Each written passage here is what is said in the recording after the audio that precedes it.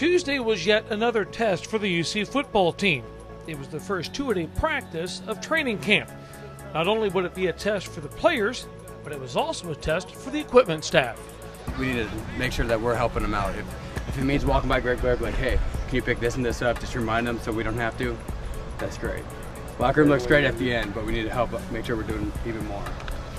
The morning practice was over at about 1 o'clock, and practice number 2 was scheduled for about 3:30.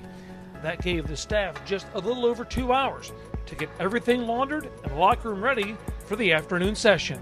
The short turnaround is always a challenge, especially when it comes to laundry and making sure everything we talked about before with the helmet, shoulder pads, shoes are ready to go for the second practice.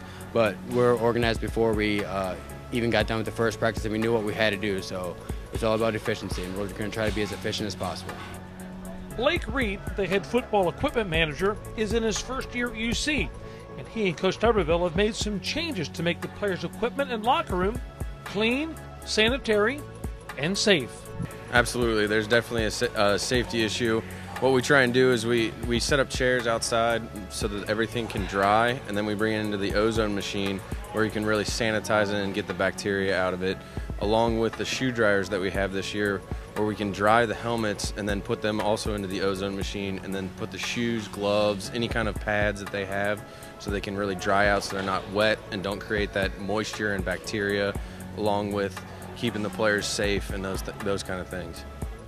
Leaving the helmets and pads out in the sun to dry, special racks to dry the cleats, and a machine that specializes in killing bacteria on helmets and pads are all part of an effort to keep the players safe from staph infection and other problems that can creep into an unsanitary locker room. We try to dry everything out. We dry our shoulder pads, we got them all laying here. We dry our helmets. We bought a new ozone machine that clearly kills all the bacteria in the shoulder pads and the helmets. It's an ongoing process. It's not going to be perfect, but we stress it every day of taking care of your body, take care of yourself, because we need you at every practice. Coach Tuberville's the guy that I've never seen a head coach who's so in touch with every aspect of his program. Everything from safety to where carts are placed to where shoots are placed on the field. So he's very aware of what's going on. He's going to keep his team as safe as possible.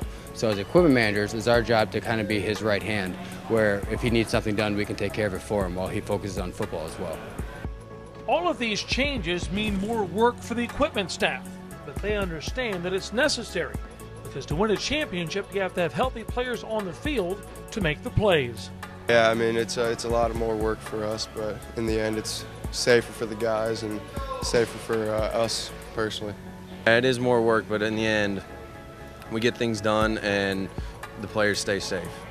It's training camp for everybody. I mean, all these little things that we're doing as far as getting organized, keeping the team safe, making sure that the helmets, shoulder pads, and everything are ready to go, all plays a part in us succeeding when it comes on game day.